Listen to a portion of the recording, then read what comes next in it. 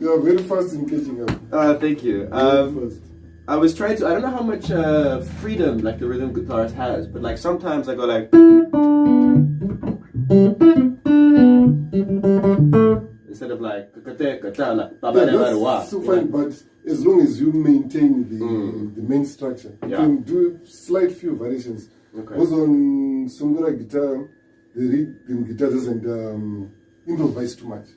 Just remain on the same melody throughout, and then the lead guitar is one that goes up and down and so forth. Yes. The rhythm guitar plays the same thing for 7 minutes. And you can play mainly a maximum of 2 melodies. Okay. Yeah, but you mean on the rhythm? On the rhythm guitar, per song. Manolio Studio, the harmony of quality and professionalism.